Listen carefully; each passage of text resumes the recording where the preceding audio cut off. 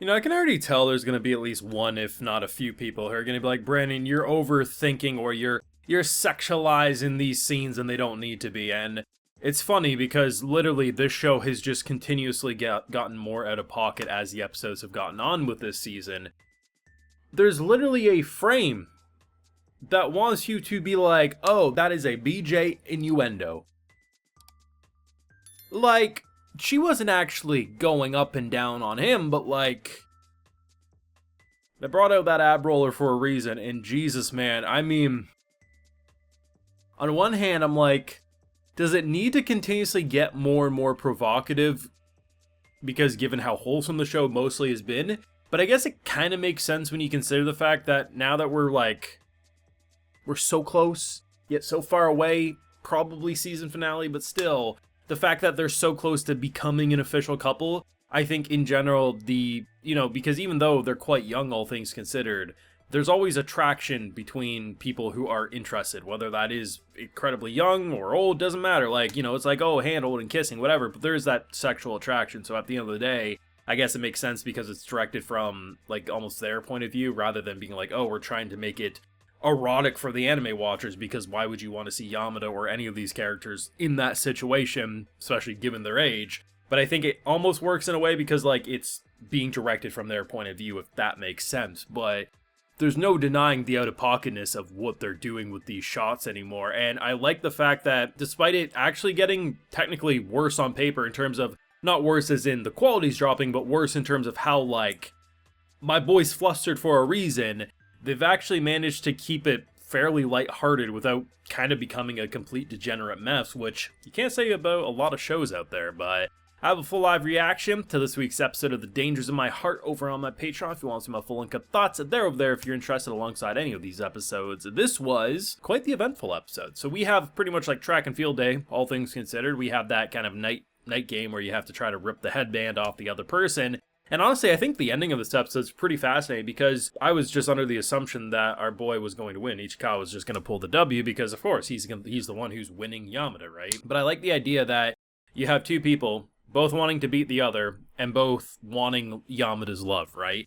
And of course, it's a very different POV for someone who actually has been building a romantic and loving connection with her, and someone who just likes the idea of her, and probably most importantly is just sexually attracted. I mean, the boy already found his new love by the end of the episode just because he saw his sister. I mean, he's gonna jump from person to person quite a bit until he settles down and realizes what it is to actually grow and learn with a person.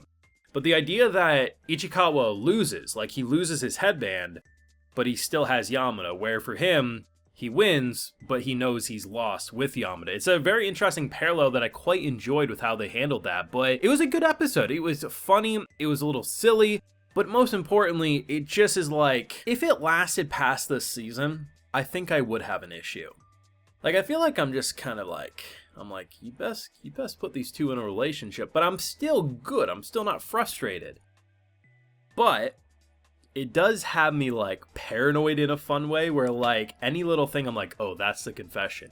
When she wrote something on his head, I was like, that's a confession. It's going to be like, I like you or something, and don't take it off until you're ready. And then he'd read it in the mirror, it'd be backwards. He'd have to piece it together. Then that would give him the courage to, admit his feelings. And then instead it's like, oh, it's still cute. It said his name and everything, but still like it's, damn it. It's like I just always feel like we're so close, but it will be nice because at the end of the day, what is there to technically try to be drama to push them apart, it doesn't work. And they pretty much resolve that conflict within an episode. And as you can see at the end of the episode with the sister walking in, she immediately turns around because they're having this quality one-on-one time, and it's beautiful to see. Despite Yamada being able to eat her weight in food and somehow put it all away and not store it as belly fat, the fact that she asked him, like, hey, like, what type of eggs do you like, sweet or salty? I don't know what sweet eggs taste like, but apparently that's what he picked, and she made it. And I love that moment where, she comes in and stares because he compliments. Like, he was like, okay, if it's bad, I gotta lie because I don't want to hurt her feelings. And he's like, shit, that tastes rather good. And she leans in, just probably trying to judge, like, is this dude lying to me, or did I actually do a good job? And the way he just so feeds, it's so sweet. It's so innocent and wholesome. And then at random points, it'll make it look like a BJ innuendo. And I'm like, leave it to the dangers of my heart, right? Like, I mean, what else can you say about that type of stuff? I'm really interested to see what they're gonna pull, but you know, one thing I really like about this show is how they use the end title drop. So you can look up what the episode's labeled, like, hey, this is episode 23, I don't want to lose, right? But at the same time, I don't really look at that stuff, so it's always like when they start, because they'll do like the first word and then maybe 2 or 3 words, and then it'll be the full sentence of what the title is.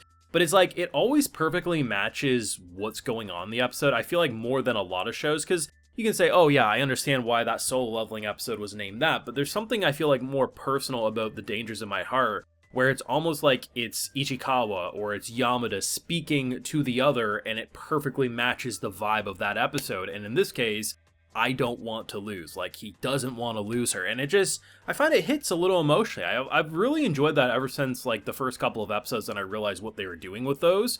But it's good. But I don't know.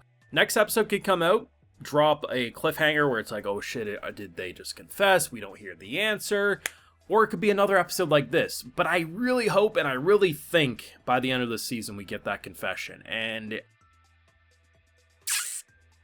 I don't know. I still think it'll be Yamada doing it first, but I've been plenty wrong recently this anime season, which is fun. I mean, for a long time I was getting a lot of shit right with predictions, and I don't know, this season I feel like I'm getting a lot more, you know, I think it's 100% going this way, and then it completely sideswipes me, so it makes me feel a little more like, oh shit, I didn't see that coming sort of a thing. But whenever it happens, it's going to be beautiful. As long as they at least give it to us this season, that'd be nice. Because if not, at least confirm an OVA where then it had to happen, because there's no way you get it. No way you finish this season and get an OVA and still not get them in a relationship, damn it. Like, it has to happen. I think the thing about this show, too, is that, like, this is one of the rare cases where I just want to see 2 characters hold hands. I don't need anything other than that. It just, everything they've been through, I feel like they're already the most official, unofficial, official couple, unofficial couple that's still official and unofficial, and you can just keep the damn words going because this is how messy it is. Just let these 2 hold hands and say they like each other, they want to be each other, and I could literally see no more episodes after that and just feel happy with the dynamic and the relationship that they built together, because it's just that freaking sweet. But either way, this was a very fun episode. I'm glad we still have 2 episodes left to go before we have to say goodbye to that Dangers of My Heart greatness, but I'd love to know what everyone thought, because I thought this was a fun episode. I thought the rivalry was cute. I like the growing bond between the 2 of them. And honestly, it just feels like this show really can't do wrong by me, but that's just me. Let me know what you're feeling down below. Leave a like if you enjoyed, subscribe if you're new around here, of course, ring that bell, and like I mentioned, we have a full live reaction over on my Patreon, and hey, while you're over there, I'll also give you a video shout out. So today we got Donald 2, Christopher Stevenson, Matthew, Shadow Clone Rex, Curso, Omar, Jay Vorty, Daniel Koskell, and Connor Brown. I appreciate the support, everyone, and please take care and have a good one.